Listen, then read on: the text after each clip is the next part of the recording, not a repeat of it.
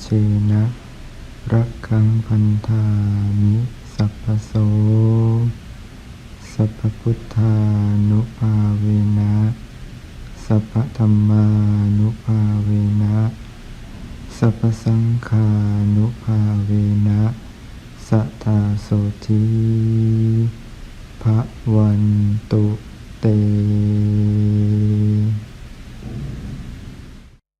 I pay my deepest respect to the Buddhas and the great masters. May I pay my respect to all the venerable monks. Good evening, all dear students and participants. Welcome back again to the third session of DOU special program on Zoom, the Jataka series. The 10 stories, the 10 lifetimes, the 10 perfection of character that shaped the Bodhisattva's path to his enlightenment. And thank you everyone for joining us here on Zoom and from all social media. In our last session, we explored the strength to persevere the uncertainty in life.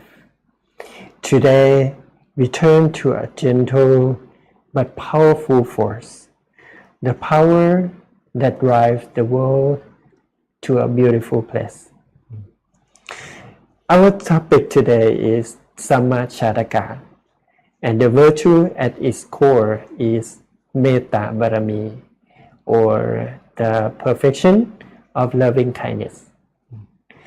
This is the story of Samma, a devoted son who cared for his blind parents, the king, and the extraordinary power of love. And to guide us through this story, we are honored to welcome Venerable Phra Paramai Dhanissaro. He is well known to many as Phra. He completed a Ph.D. in telematics and worked as an artist, the pianist, photographer, and computer programmer. He is now a founder of one of the world's largest free online meditation platforms, reaching people in more than 235 countries around the world. He has delivered talks and meditation programs around the world, including big organizations such as the Google, the Microsoft, and Zoom. So we are so fortunate to have him here with us today. So please join me in welcoming Venerable Phra Paramai Dhanissaro on the topic of loving kindness.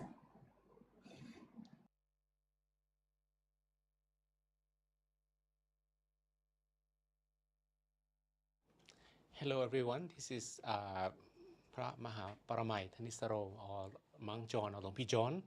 Today we are going to explore the story of Samma Jataka, which is one of the Buddha's last 10 lives. Basically it's the number 3, and it is about the loving kindness perfection. All right, so today this is actually my first time talking about this topic.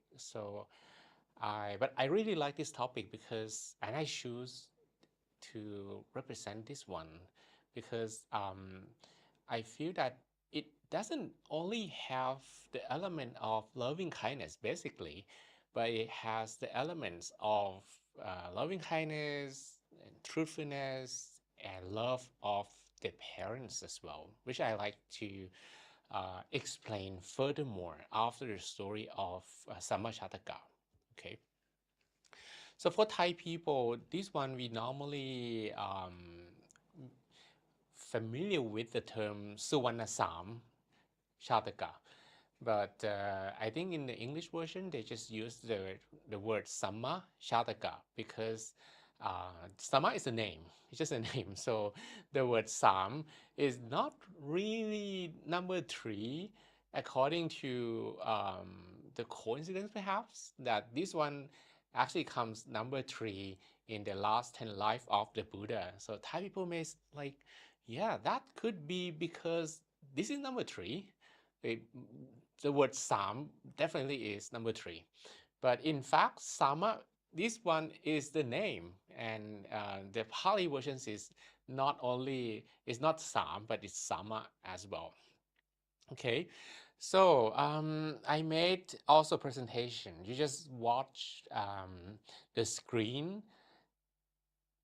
Okay, here the, the title of the presentation here is The Golden Boy of Compassion. All right. So when we talk about this topic, Samma Jataka, again, it's about the last 10 lives of Buddha that he demonstrated, that he already reached the perfect habits, the 10 perfect habits, they call the 10 perfections. Okay, and these 10 perfections begins with the first life, which is ordination, perseverance, compassion, um, resolution, wisdoms, precepts, patience, commitment and truthfulness, generosity, and equanimity. How the story happened, this is not in the order of the 10 perfection order, but it just happened to be that the ordination first, the perseverance the second, and compassion the third. But this is not normally the typical order of the 10 perfections. We're going to come back to that typical order. That's begin with dana or generosity. That's going to be number 1. Okay, sila is number 2, and ordination is number 3. But this one, ordination, comes first because it happens chronologically first. That's the first life when it comes to the last 10 life. Okay, so this is life number 3, compassion. And then we have to refer to why the Buddha talk about this story, because he would not just, the Buddha would not just bring this story up if there was nothing led to it. Okay, so basically the story was during the Buddha's time, there was a young man, and this young man, he's from a wealthy family. this this is not yeah, the time that he was like a young wealthy man. But okay, before this picture he was a young man, and his parents were rich from a wealthy family, but he wished to ordain as a monk.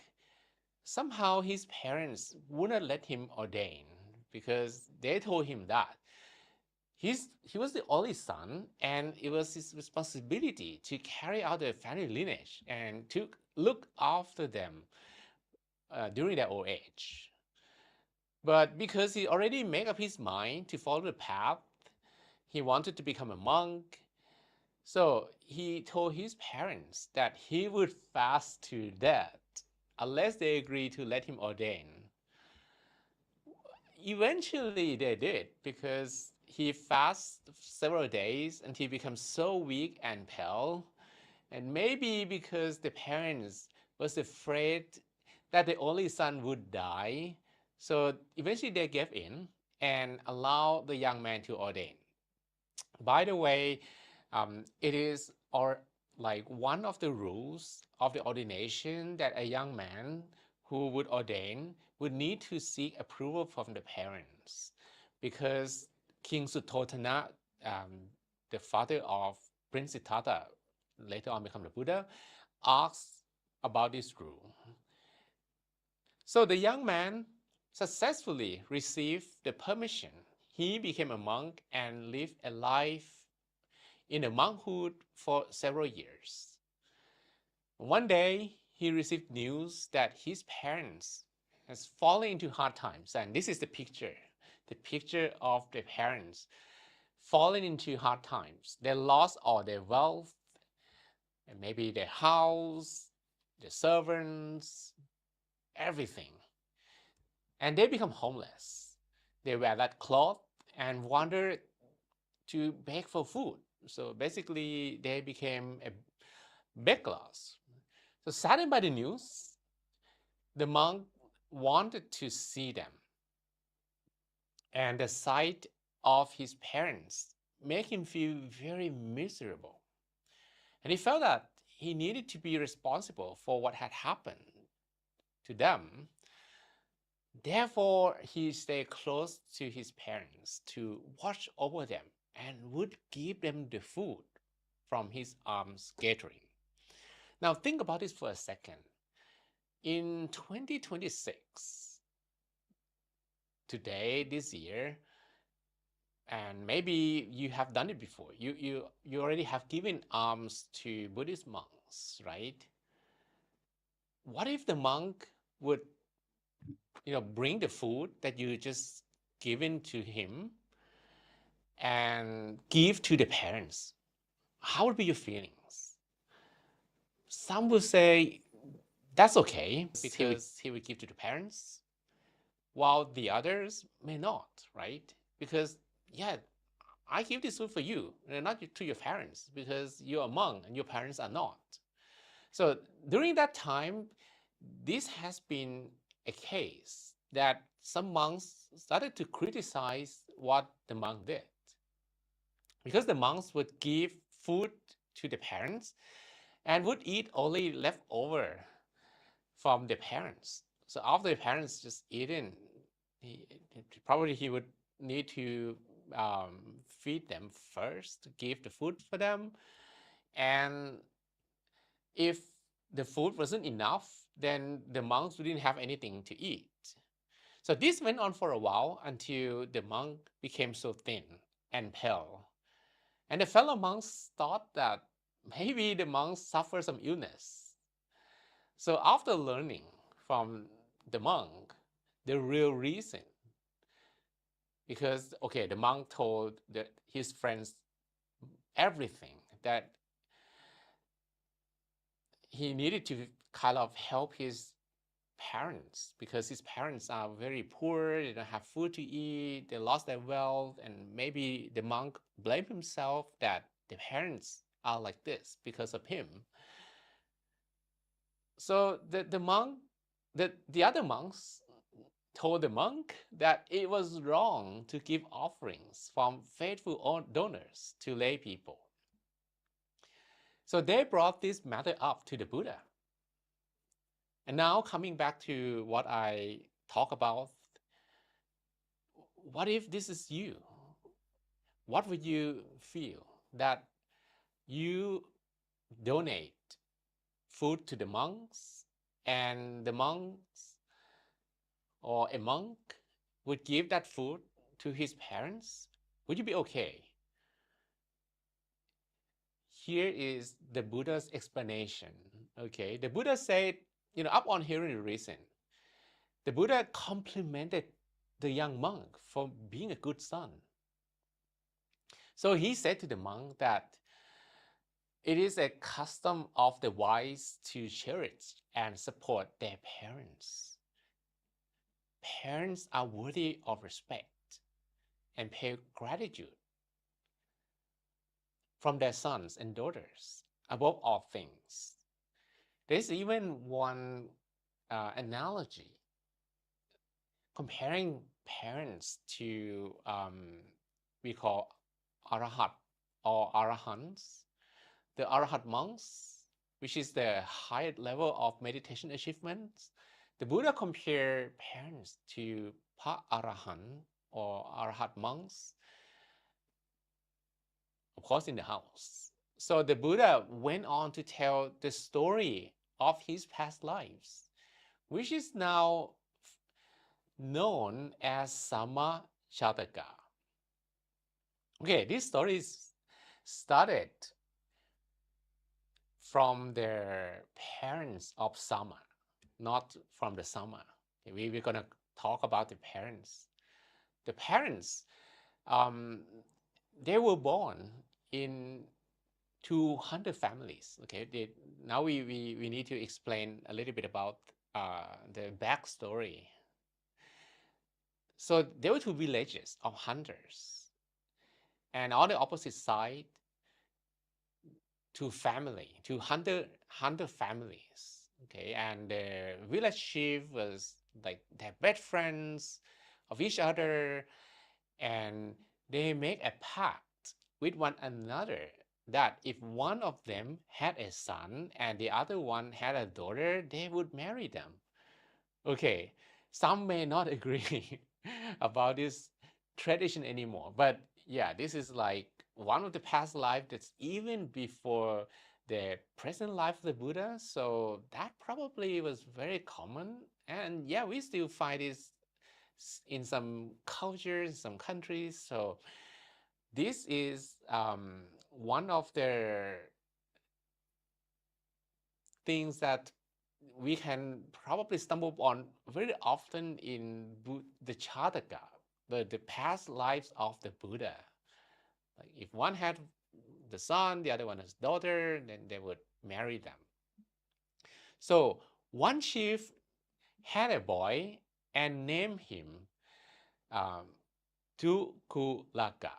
Tukulaka. The other one had a girl and named her Parika. So Tukulaka and Parika, they grew up with hunters, but they didn't want to hunt. They didn't want to harm any living creatures. So when they reached the age of 16, their parents married them against their will. But they secretly determined to live life as brother and sisters, which means that the relationship was never really serious. Not like husband and wife, like they would just um, live their life separately.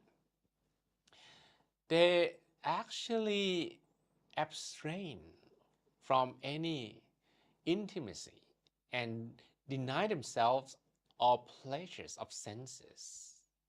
Of course, they decided to leave the villages because otherwise this was not going to be possible. Many people would look at them and start talking about and maybe criticize them.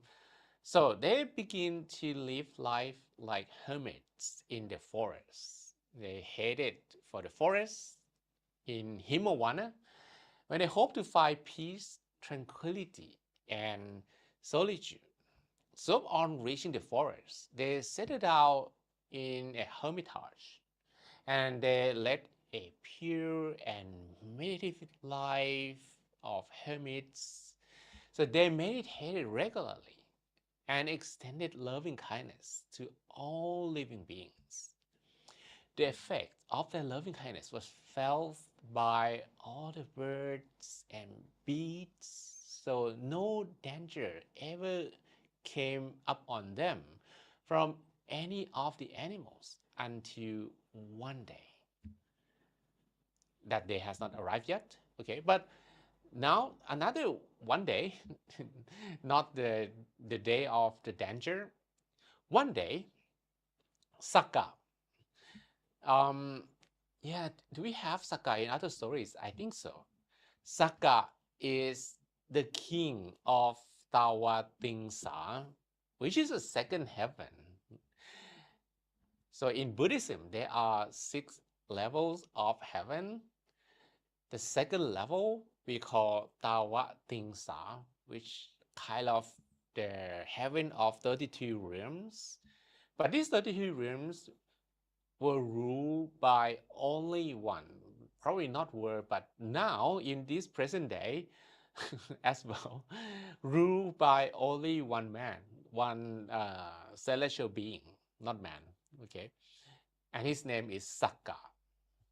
Saka is the king, and also the protector of virtuous people, which means that in many Jatakas, many stories of the Buddha that he told to us about, Saka always would be the one that would need to come to help.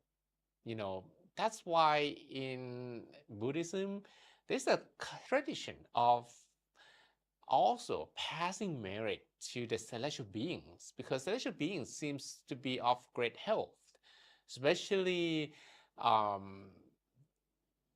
we say that if we're good people and we have good odor, but this odor doesn't come from fragrance or like perfume, but this odor come from precepts. If we have good smell of keeping well good precepts, the celestial beings would come and help us.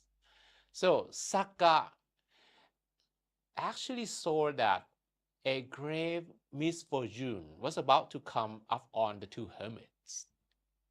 So he came down to earth and warned them of the dangers. He tried to convince them that they should have a son so that someone would take care of them when that danger arrives. Of course, they refuse, because now they actually, you know, hold a celibate life.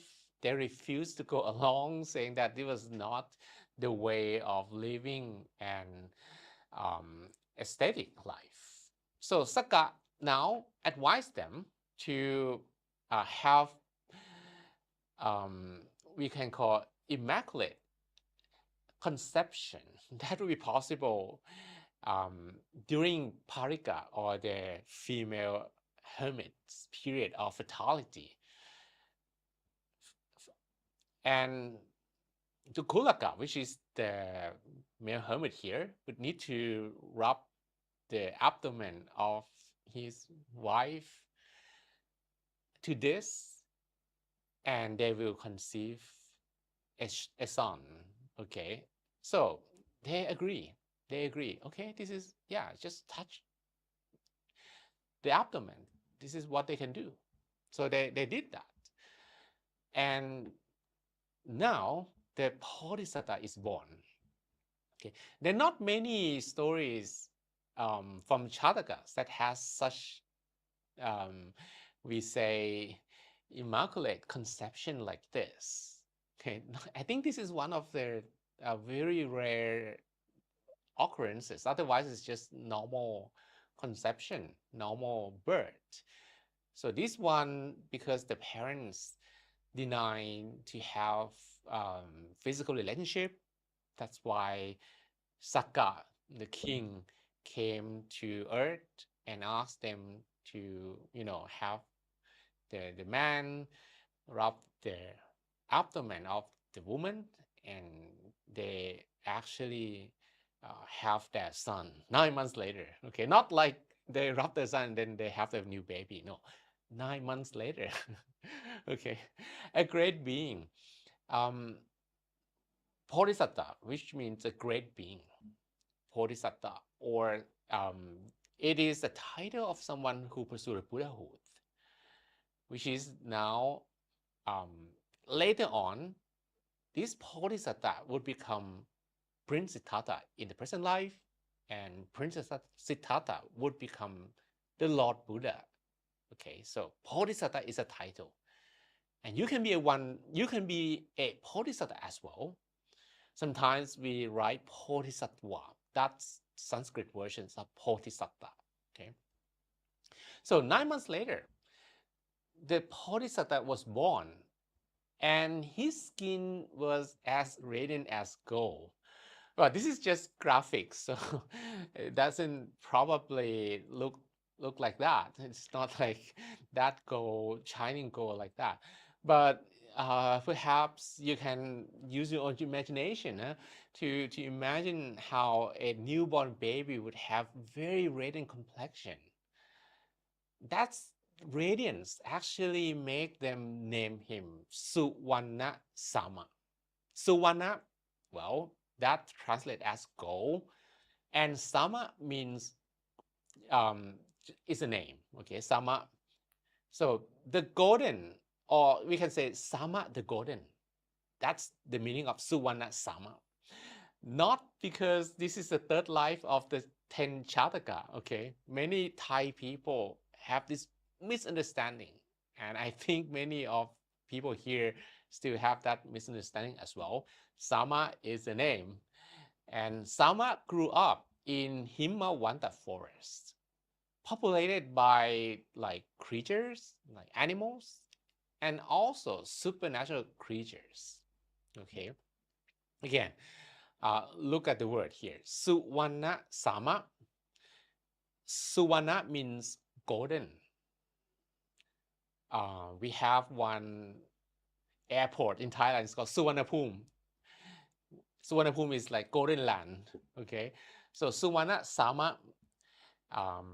This one means Sama the golden, because somehow his complexions was so radiant, so shining, so refined, perhaps, that the parents decided to call him this way. Okay, but normally they would just call him Sama, which is like his short name or nickname, perhaps. So Sama grew up in Himawanta forest, which is populated by like animals or eventually supernatural creatures. And one of them that also is a part of the story is, you can call them Kinnaris or Kinnaras. Kinnaras or Kinnaris are like the legendary creatures in Buddhism that have half upper body as human beings and half lower body as birds. And these creatures, they live in Himawanta forest. They're pretty shy, so they do not want to come to, uh, meet human a lot, because again, the creatures, they also like half animals. But the creatures, Kinnaras or Kinnaris, that live here come to nurse Sama and look after him while his parents were away looking for fruits and berries in the forest. So they actually cherished him as he grew up, of year after year.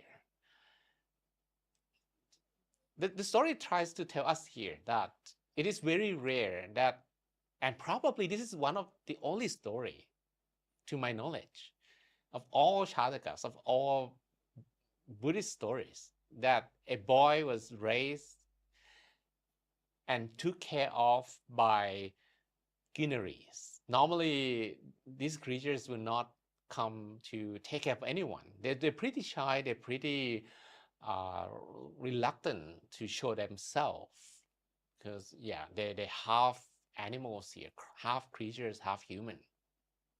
So Sama, perhaps he had more compassion, and again, this life he would show and demonstrate how much compassion perfections that he has. The loving kindness, probably he started since young age. Perhaps the parents told him how to meditate, told him how to spread loving kindness. The parent did it before even his conception. So Sama was a kind and compassionate young boy, and his character and manners was so gentle and refined. Those who actually have loving kindness and do loving kindness meditation very often, they will have very special aura. And whenever someone is close to them, they want to like spend time with people who radiate loving kindness a lot. So what do we learn from this? If you want people to love you, to spend more time with you, to talk to you, not to walk away from you, you need to spread loving kindness. So much so that maybe one day the radiations of peace energy of this loving kindness will constantly shine from your body. Okay. So Sama, he moved gently He radiated a loving kindness around him. Even animals, timid of other men, felt at ease around him. Yeah, normally, many animals kind of feel timid and not want to come close to just anyone. But all of them would play with him and follow him wherever he went. Okay. And now the time of danger has arrived. We talk about the time of danger because Indra, okay, Sakka, now he has another name, Indra. Sakka and Indra, they're the same person, okay? That he has probably several names. So Indra, this one probably is similar to Indra in Hinduism or Brahmanism as well. But Sakka is probably more common in Buddhist Tripitaka, okay? Sama, when he was 16, as predicted, a misfortune came to his parents as they were making their ways home after a day of gathering fruits. Suddenly began to rain, so they took shelter under a big tree, and they were unaware that there was an anthill under which a poisonous snake lived. So as they probably needed to shelter themselves from the rain, they huddled there. The rain washed their sweat down onto the snake's nostril. That made it so angry. Okay, I'm not a vet, so I probably cannot explain how the sweat can be washed away by rain and make a snake angry. But if you're probably close to a snake's nest, perhaps, or den, that probably would not make snake very happy about it, right? So the snake actually, yeah, puffed out its deadly breath at them. It didn't bite them. It's just, you know, the breath of the snake is so poisonous enough that make them blind instantly. So unable to see anything, Tukulaka and Parika were horrified. They cried for their misfortune. But this has a reason for that. Because, when we talk about karma, many people don't understand that things happening in the present life also come from something in the past life. So in a former existence, one of their past life, Tukulaka and Parika, they have been born as husband and wife. There's one saying here that if you meet someone in the present life, you met them in the past life as well. So if you and maybe your wife, husband and wife in this life, chances are that maybe in one of the past life you were husband and wife as well, which is similar to Tukulaka and Parika in this life, in that life. But they were medical doctors. The husband has treated a wealthy patient with an eye disease that blinded him. But the doctor was so good that he could treat the patient so that the eyes were recovered. The patient has promised to pay a handsome fortune if he were able to cure his blindness. And the doctor did. The doctor did cure him from the blindness. But instead of paying the doctor as promised, the rich patient made all sorts of tricks and excuses to avoid paying. Right. We probably have heard something like this, and we probably can relate that in our present life, when someone make promise, something that wish is fulfilled and they break the promise. This is not good, okay? This is not good at all. However, somehow the doctors decided to resolve this problem on their own. Yeah, he asks the doctor, the husband asked the wife what he should do, and the wife, because of the anger, told the husband to put poison into the patient's eyes as a way to teach him a lesson. Right. We heard this word before, right? To teach someone a lesson. Yeah, we want to teach someone a lesson, especially if that guy is such a bad person to us. Just want to teach him the lessons. Serve him right, right? But yeah, these lessons comes with karma. And that karma leads to consequences. When the patient show up for a subsequent visit, the husband doctor mixed the medicine with poison and dropped it into the eyes, which blinded him. This deed gave rise to a bad karma that followed Tukulaka and Parika to the present life. Well, the law of karma is a universal law that applies to anyone with no exception. You see, they make someone blind in one life, and that blindness also come to them in this life. An action, good or bad, produces results. And this is one of the lessons that we can learn here as well. In addition to the other 3 lessons that I shared with you earlier, it's the result of karma that make them blind in this life as hermits. They were doctors, now they're hermits, now they're blind. Good karma will lead to good consequences. Bad karmas also lead to bad consequences. Good karma will not lead to bad consequences, and bad karma will not lead to good consequences. But sometimes some karma result is giving result first. That's probably make the situation a little bit unfair when someone is always a good person in the entire life, especially these 2 hermits.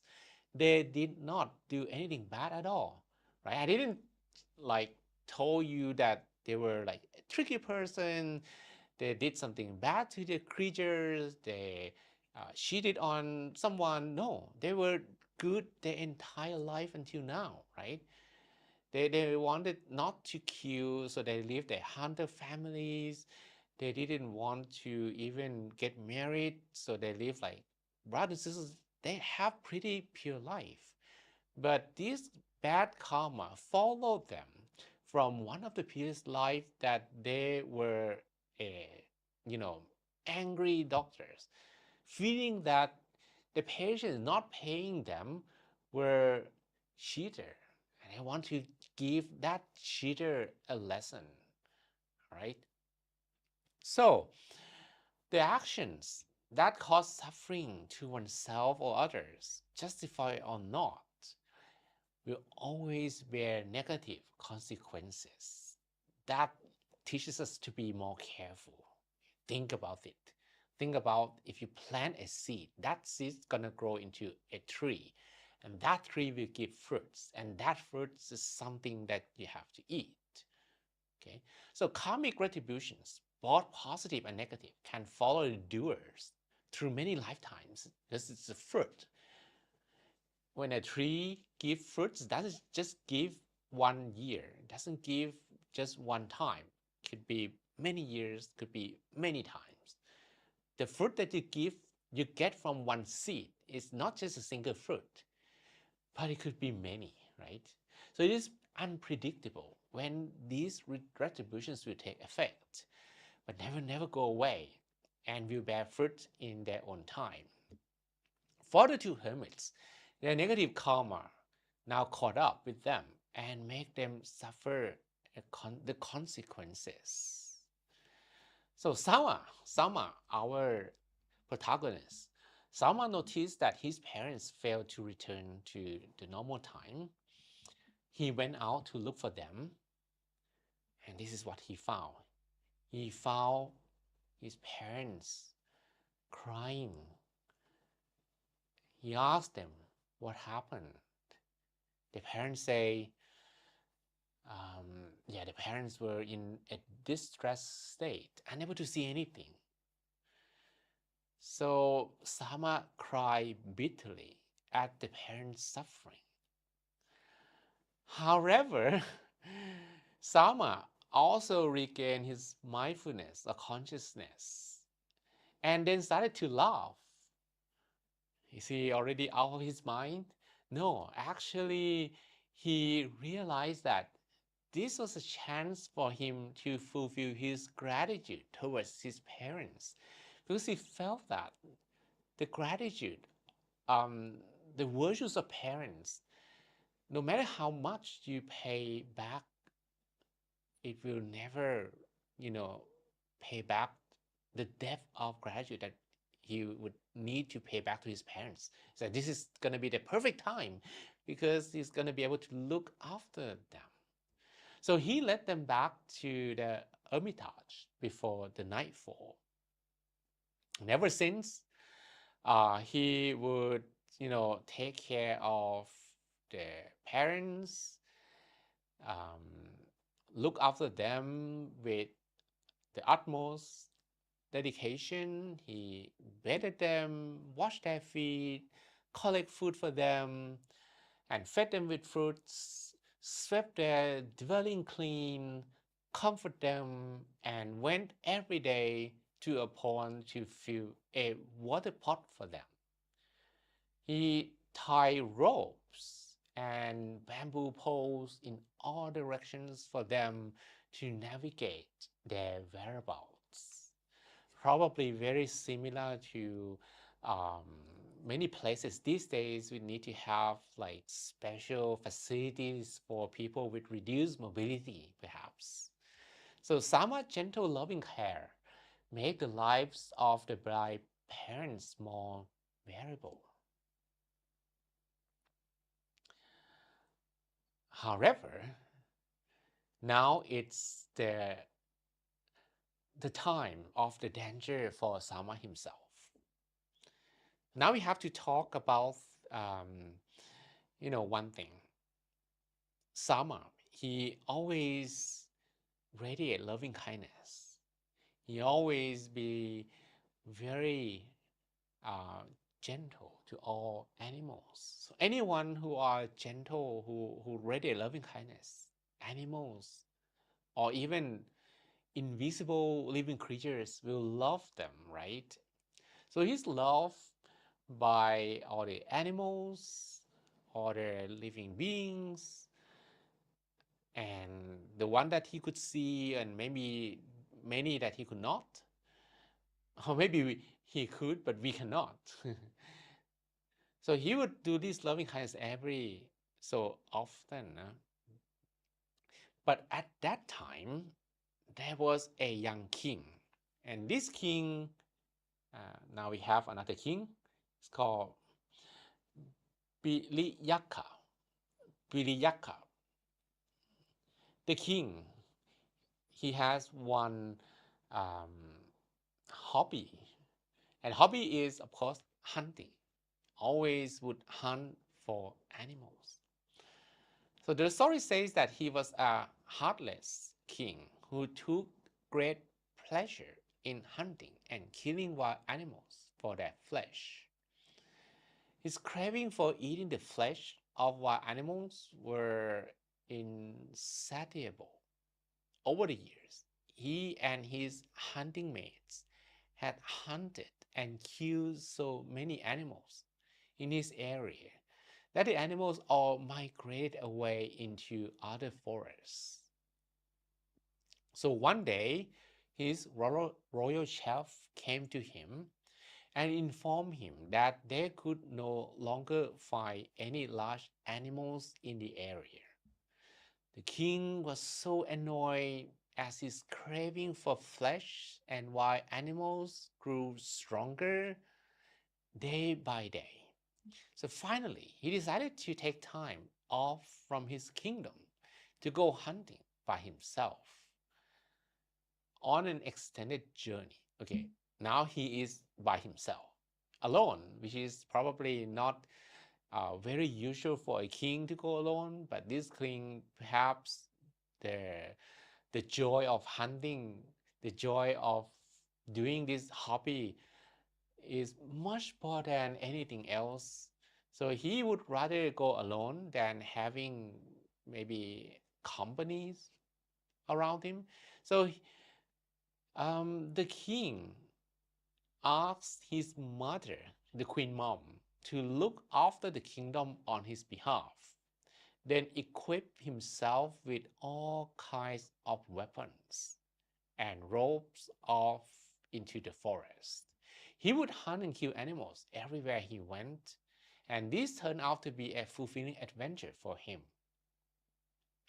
Soon he wandered into the regions of Himawanta forest.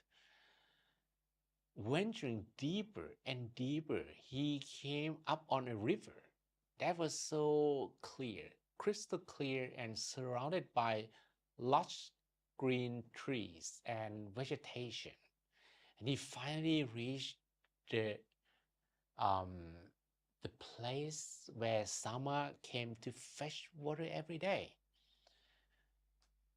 Then he saw a great number of animal footprints. Again, why? Because animals love to be closer to Sama. Sama has loving kindness. He has peace energy. Animals love that. Now around Sama, like maybe all kinds of animals that surrounding him, which actually match the goal of this cruel king. So the king was so excited. This is gonna be a good day. Just what I wanted to have myself, enjoy myself. I will take my trophy, and he exclaimed joyfully. So he looked around, find a strategic spot to conceal himself in ambush, and he found a perfect spot and put himself hidden, put up a hidden shelter there, and he got his arrows ready. The bow and the arrows, they're ready, and he wait. So Sama now finished taking water and probably is walking back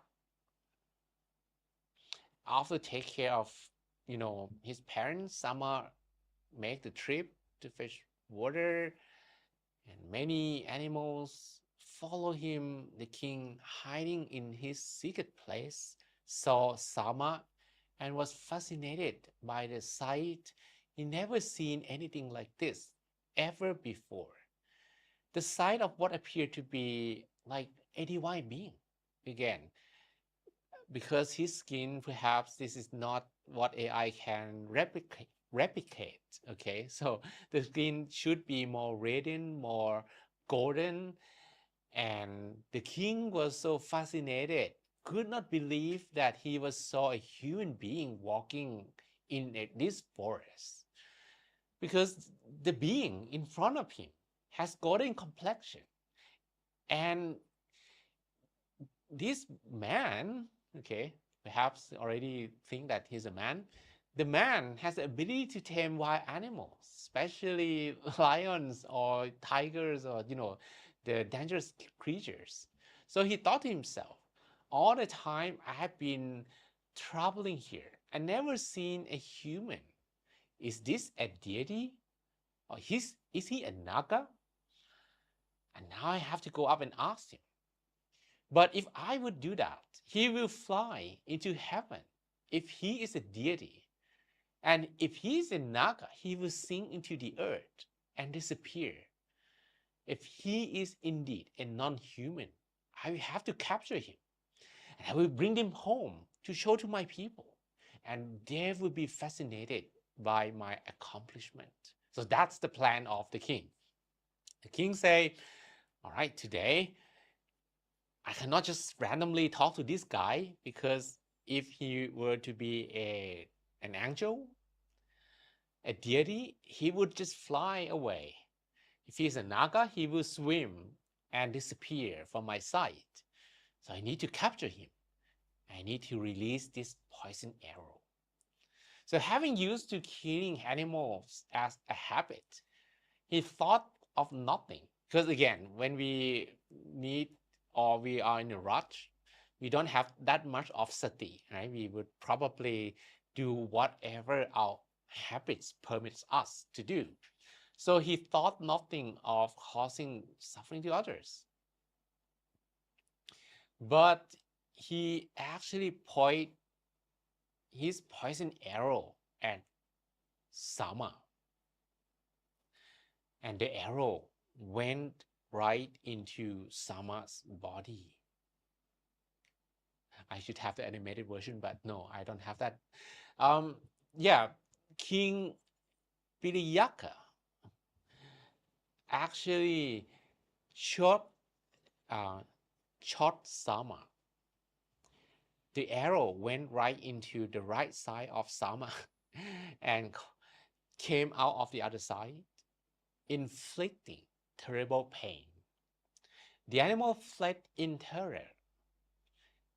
The water pot tumbled over and Sama fell onto the sand. Blood poured out of his body and his mouth as he spoke these words. I have no enemies in this forest.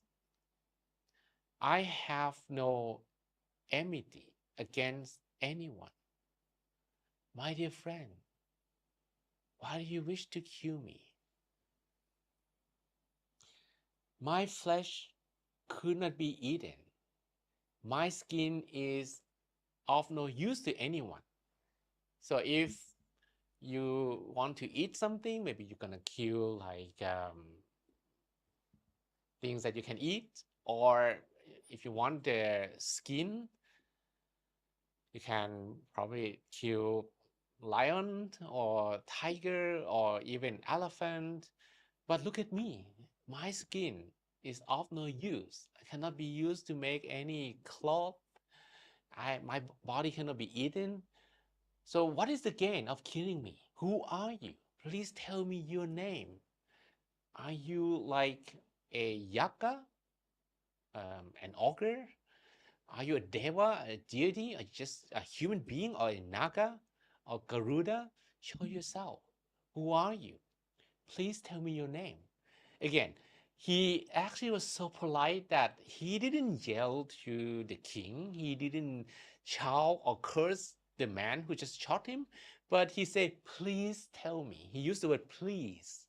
And this actually shows how gentle he is. He has no negative thought at all during this particular moment. Who are you? Now, I have to be very, very gentle here as well. Who are you? Please tell me your name. Why did you shoot me? And why are you hiding in the bush? So when the king heard this, he thought to himself, this man, although he has been gravely wounded by the poison arrow, he neither blamed me or scolded me, but spoke to me in such a kind tone. I must show up and face him. So the king eventually showed up.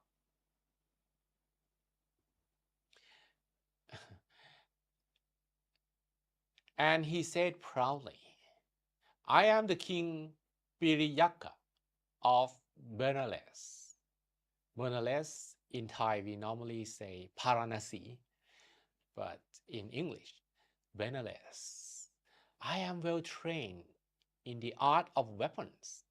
I am a skilled archer. Even a large elephant could not escape death from my arrows. I took time off from my royal duties to hunt for wild animals.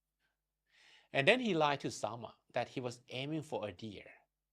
But Sama approached and scared the deer away. That's why he shot Sama, because he angry and shot him. But Sama said, why are you speaking this? In all Himawanta, there is not a deer or other animal that will run away when they see me. I never scare any animals. You lie. He didn't say you lie, but but he say, it's impossible. He made the king feel that he knew the king lie, right? These animals are all my friends, Sama said. So the king thought to himself, I have wounded this innocent being, and he is gravely wounded. I just told a lie. That is not the way of a brave man. This is not a way of a brave man. I'm a coward. I'm a liar. I'm a cheater. So eventually the king admitted the truth. Still, Sama did not scold him, did not yell at him, did not curse him.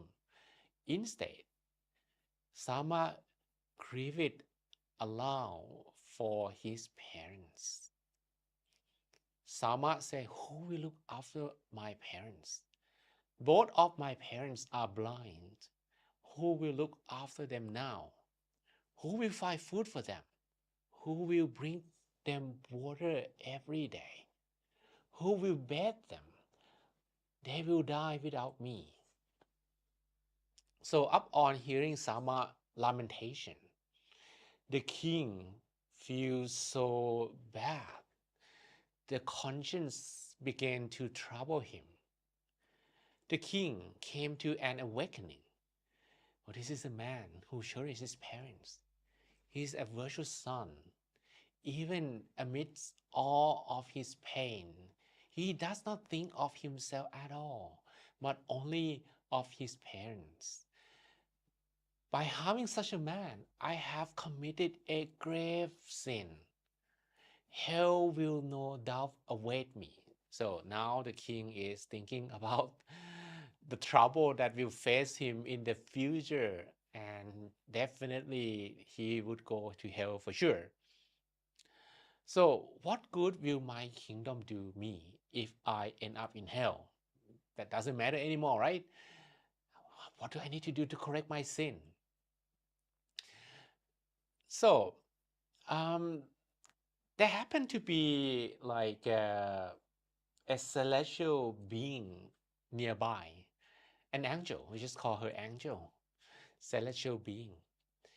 Her name is Suntari, who have been there and who have been as well Sama's mother in a previous life. So she was Sama's mother in a life before, and she witnessed the incident and came out to intervene. She spoke to the king. Oh, dear king, you have committed a grievous act. An innocent family has been ruined by your cruel deed. You will suffer a heavy guilt because of your selfish heart. Do some good deeds. Go and look after his blind parents. Let the good deed compensate for your sin. Have a charitable heart and you will reach heaven. So at this particular moment, the angel, Suntari, probably also would think that Sama would die because he told the king not to heal or not to find anything to heal the wounded body of Sama, but to look after Sama's parents.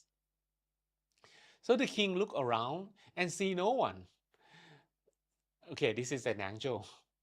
Maybe the king's eyes were so clouded and impure, he could not see her. But he promised someone who just whispered to him that he could not see that, yeah, the voice probably must come from a god or an angel. And now the voice wanted him to look and take care of the parents of this young man. So he obeyed. Sama was bleedily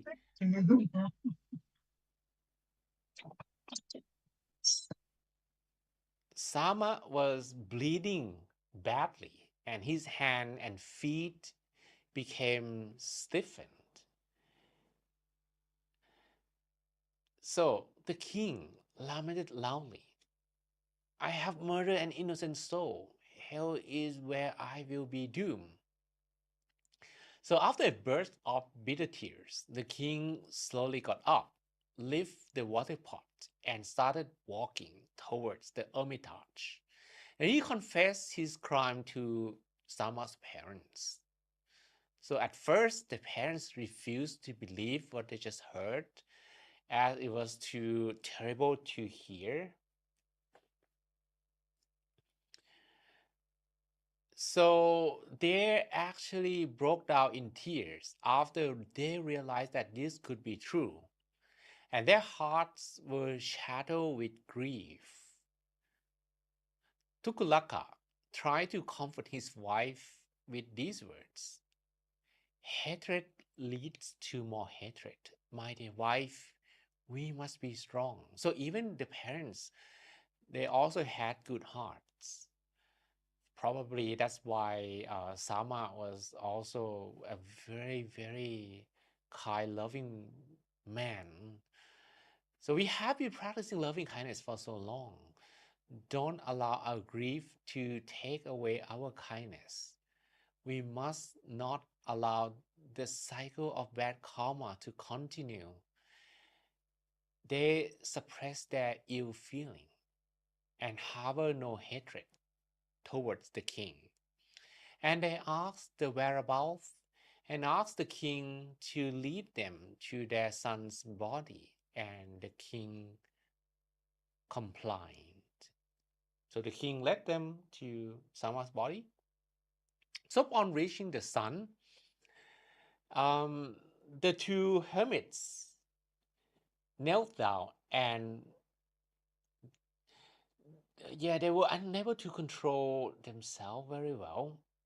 But after the grief had subsided, they regained their composure and recall the merit of Sama and pray. If it was true that throughout his time, Sama always lived a virtuous life, spoke only the truth, and looked after his parents night and day, may the power of his good deeds overcome the poison in his veins and make it harmless. This is called Satchakiriya. Satchakiriya means an attempt to refer to the truth and use the power of the truth to have your wishes fulfilled. You can do this as well if you have the truth, and it should be a noble truth. So the parents, they saw the Sama body, that the body was still alive, the man was still alive. So the mother decided to do it first. The mother said, Sama lived a virtuous life. He never harmed anyone. He spoke always the truth and looked after his parents night and day every single day.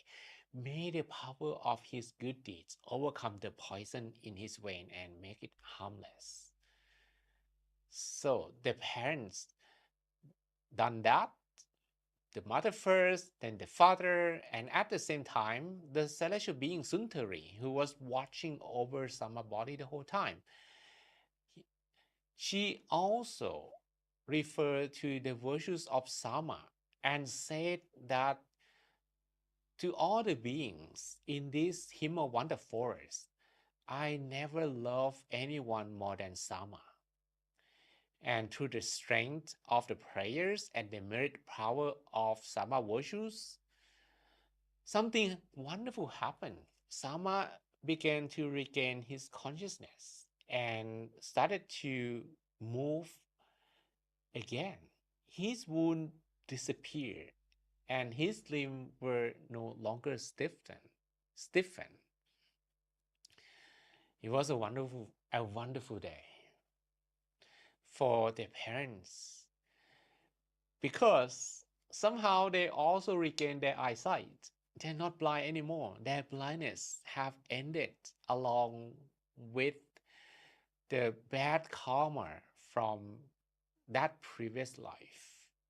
So as the sun began to rise, they could see with their own eyes, and they could see their son's health restoration as well. So the morning air was filled with bliss. Both hermits and Sama embraced each other heartily as tears of joy flooded their eyes. Sama appeared as radiant and beautiful as he ever was, and he paid homage to his parents and expressed words of kindness to the king. And the king exclaimed, "This is a miracle. How can such thing be possible?" Sama said to the king, "Miracles do happen for mortals who obey the law of righteousness and nurse their parents in distress. The angels praised their deed and came to heal their sickness. The power of merit is transcendental and profound." So the king said to Sama, "You are a man of virtue. Please be my refuge. Teach me how to reach heaven." And Sama said, "If you wish to reach heaven and enjoy that long, everlasting happiness, you must practice the 10 virtues of ruler and rule your kingdoms with generosity. You must not hunt any living beings. You must not kill any animals. You must be very kind and sacrifice yourself with integrity. And you must treat all subjects with kindness and non-violence. Further, you must fulfill your duty towards your parents, your family, your friends, your towns, your village, and also your duty to nature and to birds and beasts. In addition, you must observe the 5 mortal precepts by not killing, not stealing, not engaging in sexual misconduct, not lying, or involving any form of intoxicants. By doing so, you will elevate your human quality and will be assured of a happy afterlife destination. The king listened. He listened attentively and accepted the Sama Bodhisattva's teaching wholeheartedly. And he expressed his sincere appreciation and thanked Sama gratefully for showing him the right path. And with tears in his eyes, he knelt before the 3 of them, the parents and Sama, and asked them for forgiveness. Of course, they did. They forgave him. Then he bade farewell, and he said goodbye to them and began his journey, return to his kingdom. From that day onward, King Piriyaka was a changed man. He gave up killing completely and was no longer cruel to anyone. He ruled his kingdom righteously and performed charitable acts regularly until his last day. Upon death, he was reborn in a heavenly realm. Sama and his parents continued to live a peaceful life in Himawanta forest. In that forest, they meditated regularly and extended loving kindness to all living beings. In the course of time, all of them perfected their faculties and achieved spiritual attainment. Upon their death, they were reborn onto the Brahma world. All right, so they meditated every single day, and the last day, because of that loving kindness practice, they actually reborn in the Brahman world. So this is the legacy of compassion. Whoever righteously cares for their parents is protected by divine beings and praised by the wise. And this story actually teaches us the true strength is not found in a bow or sword or weapons or in power, but in a heart that absolutely refuses to hate. So the conclusions of this story, very interesting story, right? The first one, of course, is loving kindness. Now we can see that Sama has loving kindness, and he has perfected this loving kindness as the perfect habit we call perfection. Loving kindness towards all living beings. Loving kindness also towards his parents, because he wants to pay the debt of his gratitude for them. And loving kindness even toward the one who harmed him, the king who shot him and gave him the immeasurable pain. This actually leads to the explanation of what we call metta perfection, metta barami. Metta means loving kindness. Loving kindness is not only people that we love, but it must be given to anyone. We say anyone, anyone. And we must practice, because when I teach meditation to people, always a question. I can share loving kindness to some people, but not to all of them. I can share loving kindness to some countries, but not to all countries. There are some countries that I don't want to share to. I can share loving kindness to anyone in the world except 3 people who are my neighbors.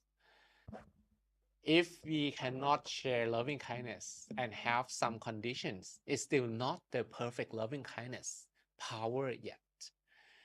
So we should be able to share loving kindness and compassion to all beings without any conditions, even to people who try to harm us.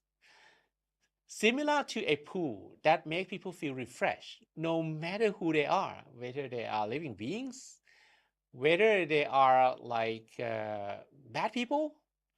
When bad people go to a pool, the pool will not just scream, "Don't come here, you fool, you bad people, I don't want to welcome you," right? Because, of course, the pool doesn't have the mind.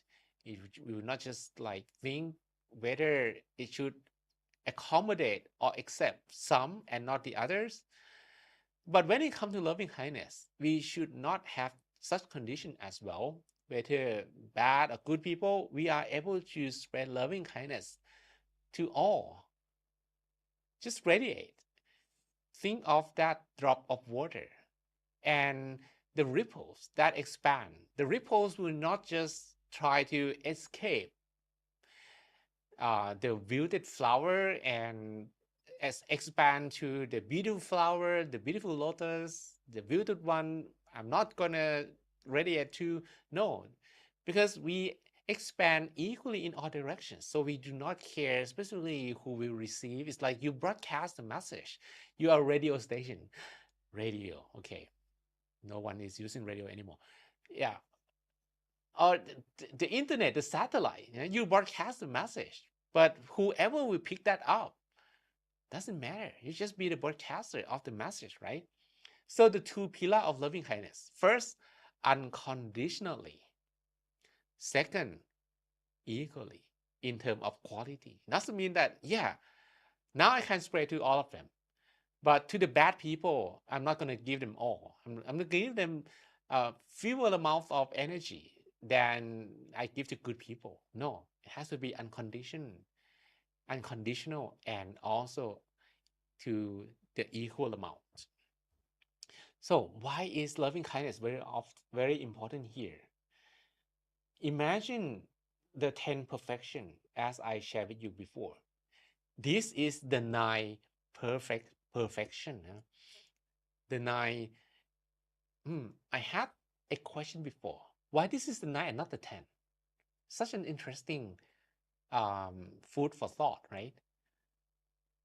If you need to do to yourself first, then you probably will have to do, generosity, self-discipline, celibacy, wisdom, perseverance, patience, truthfulness, commitment, resolution, equanimity, and then compassion. Compassion sits at number 10. That's perfect. Yourself first, and then others, because others is compassion. But why compassion is at number 9? Okay, because number 9 actually tests your heart, your mind, whether you're going to be just the car that will just, welcome only yourself, or a large bus that will be good enough for anyone who will travel with you. You can be just a car. You can be that sport car. It goes very fast, but it goes alone, right? But if you want to perfect equanimity also has the aspect of being able um, to master the stillness whenever you need to bear the the troubles from others. Yes, of course, when other people board that bus, when they get on the bus, the driver will have headache. They will make loud noise. They will request. They will say to you, they need to stop. They need to go to toilet. But if you're a bus driver, if you want to perfect equanimity, that's probably when you need to be able to love everyone in the bus like they are your children, right? That unconditional journey actually is the importance of loving kindness or compassion, perfection here. Okay, so that's the first thing about the lessons that we learn from Suvarna Sama story. It's about loving kindness. It's about the perfection that leads to the most important achievement, the Buddhahood. We need to have all of these 10 perfect habits. Otherwise, missing any one of them, uh, the Buddhahood cannot be achievable for Bodhisattva. Okay, so the anatomy of loving kindness, or metta. Metta is to share loving kindness, whether they're in troubles, whether they're not. We do it regularly to ourselves, to our beings, and even to enemy. Okay, so that's the first one.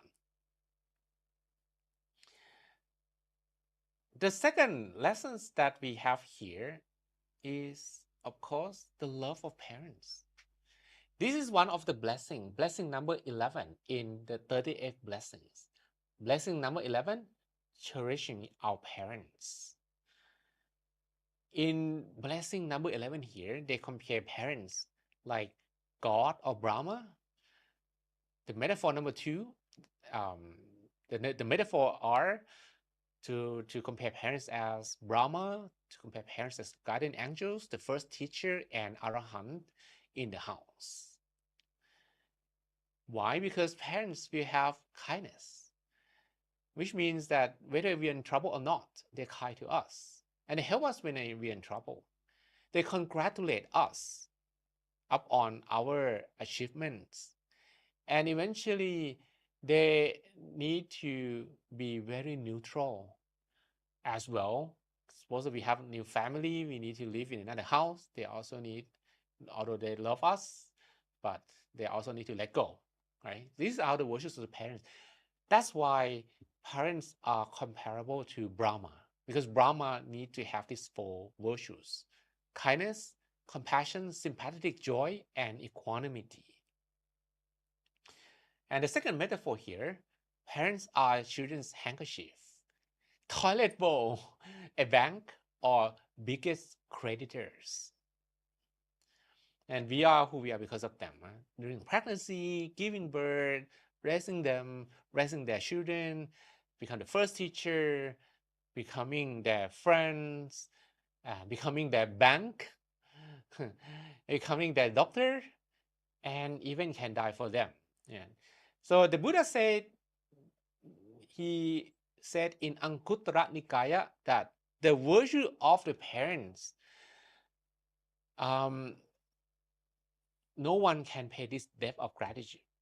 If you were to carry your parents around with you their whole lives, your parent, your father on one shoulder and your mother on the other, even to the point that they were losing their faculties and their agreement were running down your back, this would not be sufficient to pay your debt of gratitude to them. So this actually teaches us how the story, Suvarnasama, he didn't care about anything else. He didn't even care about his life, but he cared only about the parents. That's why the Buddha did not say to the monk that he did something wrong. Actually, he even praised the monk who was the origin of the story in this lifetime, that you did right. I did the same thing that you did. I done it before. In my previous life, I was Sama. That was Sama. I was Sama. I did exactly what you did. So the monk who gave the alms that he received from from lay people, feed his parents, the monk did the right thing. And the last lessons that we learn from this story, we call Satchakiriya. Satchakiriya is when you refer to the declarations, when you declare the truth. And when you declare the truth, you need to have that truth first. Then you actually use the power of the truth being declared to wish for something. Okay. There are also many other stories that even the monk's blessings, we say, because the power of the triple gems, may peace be upon you, may good health be upon you. That's the meaning of the blessings. One of the very famous Satchakriya acts was of Angulimala. Angulimala in Thai, Ongkuriman. He actually was also a hunter, but he hunted for fingers. He wanted to collect 1,000 fingers to achieve immortal um, immortality. Yeah, he wanted to achieve that immortality. So he needed to collect 1,000 fingers because he was lying. He actually, his teacher lied to him about this supernatural power which didn't exist. But when Angulimala just changed himself and became a monk, no one believed him. They still throw stones and hurt Angulimala, even now he's a monk. But people still remember that face, this face. Yeah, that was a hunter, that was a killer, that was the one who killed our friends and family. So they didn't want to forgive him. So people, no one gave Angulimala alms, no one gave food to him. Even one day, a woman, she was pregnant, she was about to deliver, so probably she could not walk or run away from Angulimala.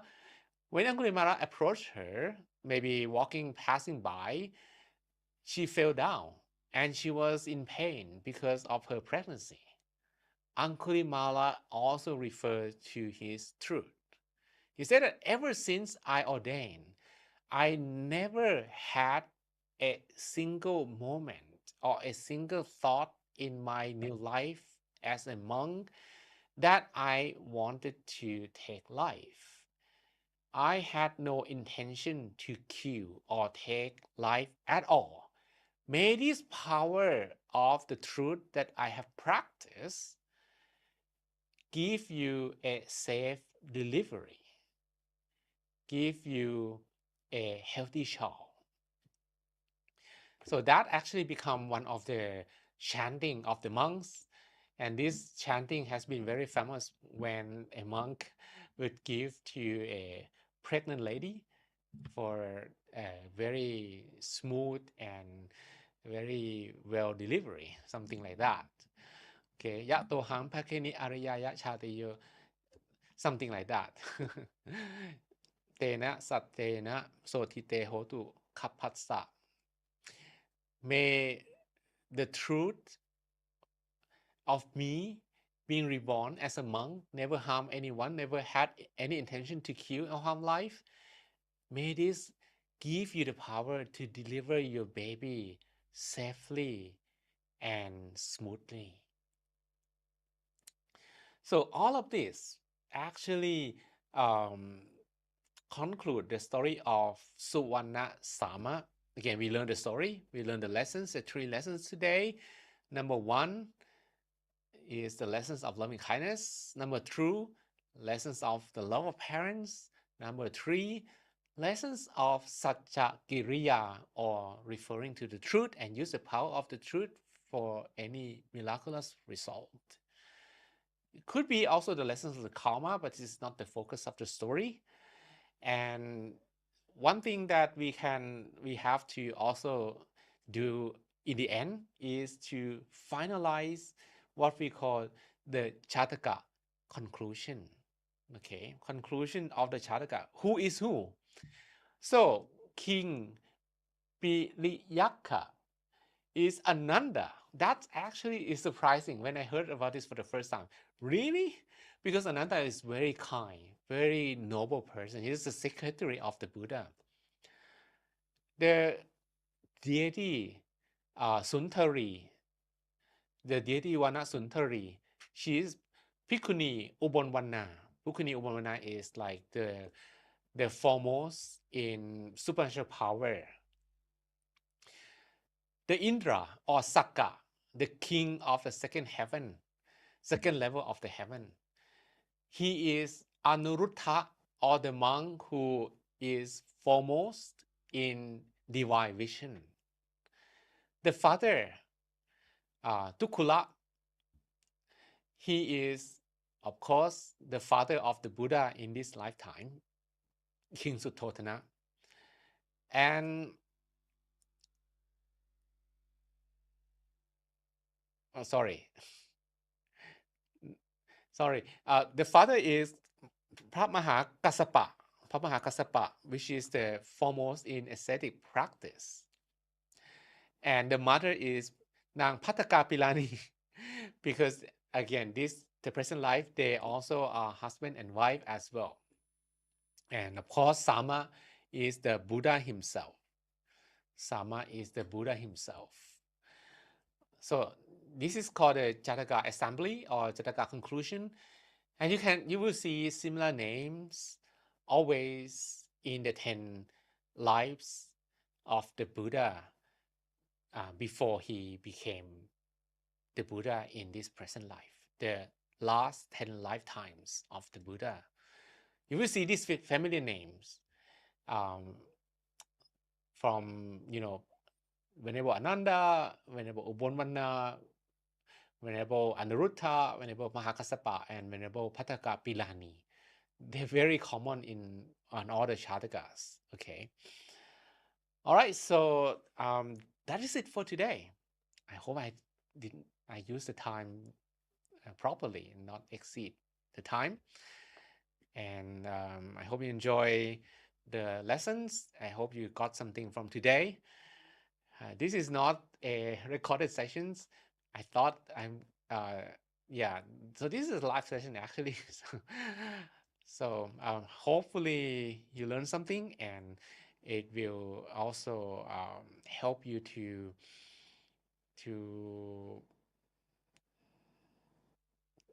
copy and to walk the same path that the Buddha walked before, and also change, collect more merit, and perfect your habit and pursue perfections in this life May the merit of this story help you to perfect the loving kindness, perfection, and help you able to look at everyone with with loving kindness, with compassion, with sympathetic joy, and with equanimity. Sadhu.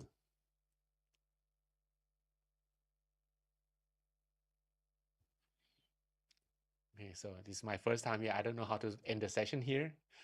Okay, I can just. I think I need to do the closing chanting perhaps.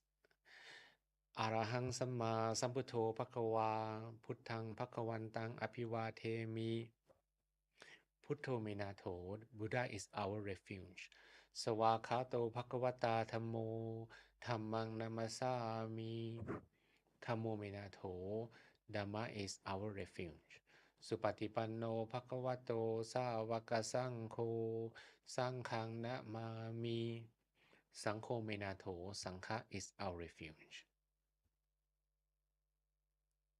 I'd like to express my deepest gratitude to Venerable Phra Paramai Dhanissaro or Luang Pijon for such a heartfelt exploration of Sama stories and the auspicious power of loving kindness. Today's key takeaway: Metta is not passive affection. It is a strong, active practice of goodwill, so consistent that it becomes a source of protection and also the power of healing for oneself and possibly to the many around this loving heart. And before we close, you may take a few moments to consider this.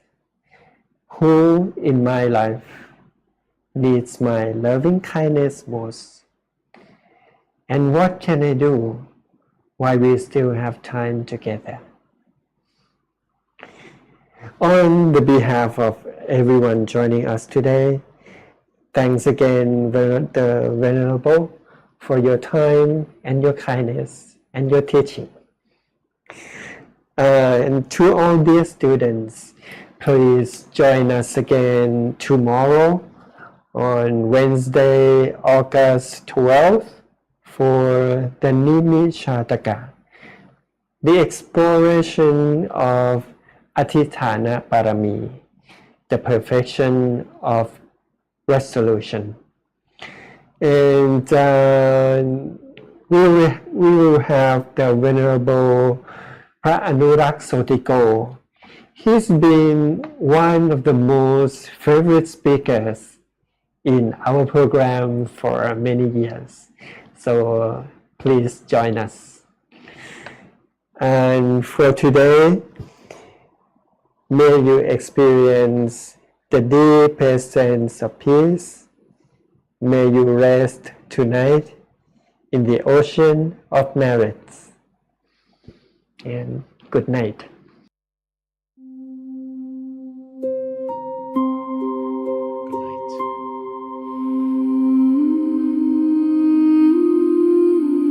Teja suneva bhukana vive 10 past lives, 10 virtues bright, guiding the mind to the highest light.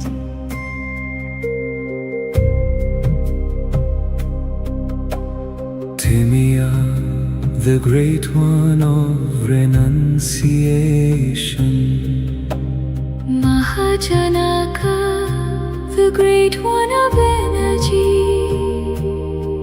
Suvannasama, the great one of loving kindness, pure and true. Nemiraja, the great one of determination. Mahosadha, the great one of wisdom. Bhuridatta, The great one of morality, shining through. Kanda Kumara, The great one of patience, Narada, the great one of equanimity. steady and wise. Vidura, The great one of truthfulness, Vesantara, the great one of generosity. reaching the highest skies. Teja Sunema, Bhukana Vive, 10 past lives, 10 virtues bright, guiding the mind to the highest light.